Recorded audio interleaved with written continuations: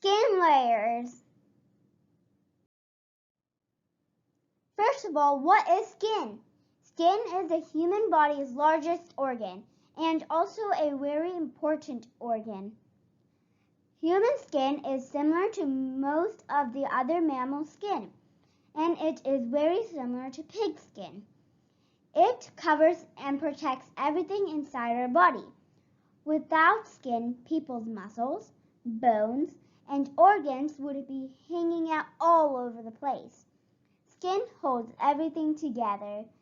It also helps our bodies at the right temperature, allows us to have the sense of touch. Skin plays an important immunity role in protecting the body against pathogens. The skin is made up of 3 layers: the epidermis, dermis, and hypodermis.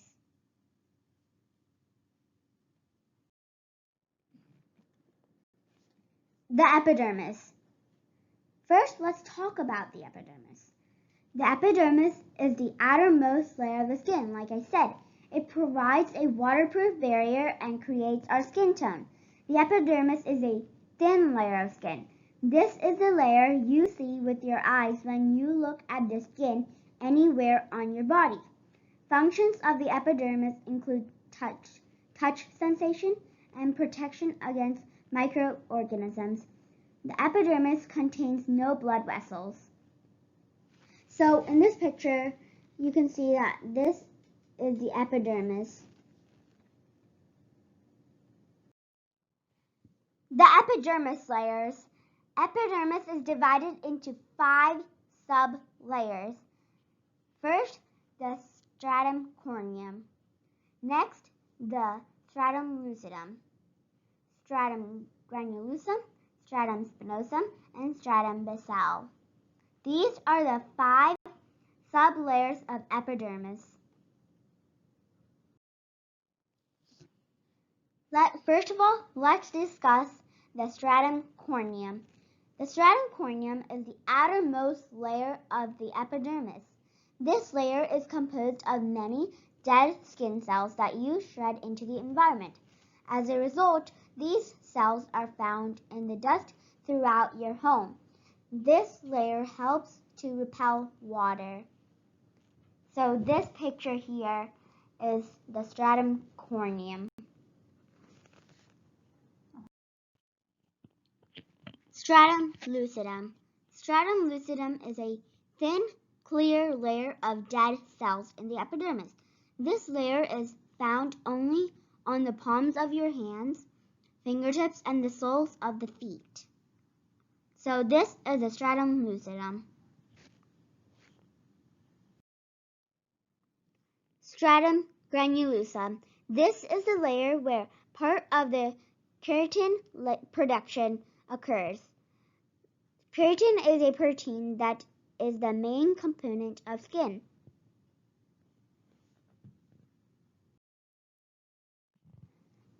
Stratum Spinosum. This layer gives the skin strength as well as flexibility. So in this picture, there is the Stratum Spinosum. This is the last layer of the epidermis, the Stratum Basale. Stratum Basale is the deepest layer of the 5 layers of epidermis. This is where the skin's most important cells called the keratinocytes are formed before moving up to the surface of the epidermis and being shred into the environment as dead skin cells. This layer also contains melanocytes, the cells that are responsible for determining the color of our skin and protecting our skin from harmful effects of UV radiation. These harmful effects include burns in short term and cancer in long term. The dermis. The dermis is the next layer of our skin. The dermis is the next layer of the skin. It is a thick layer of fibrous and elastic tissue that gives the skin its flexibility. The primary function of the dermis is to cushion the body from stress and strain, and also provide elasticity to the skin, a sense of touch and heat. The dermis contains hair root, sebaceous glands, sweat glands, nerves, and blood vessels. So in this picture, this is the dermal circulation.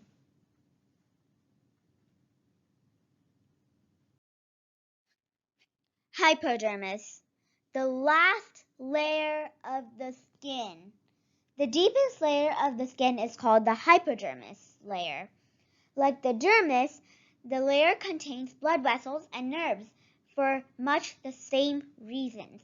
Importantly, the hypodermis contains a layer of fat. This layer of fat works alongside the blood vessels to maintain an appropriate body temperature. The layer of fat here acts as a cushion against physical trauma to internal organs, muscles, and bones. Additionally, the body will turn to this fat in times of starvation to provide power to various processes, especially brain function. These are the skin layers. Thank you for watching. Please like, share, and subscribe for more videos.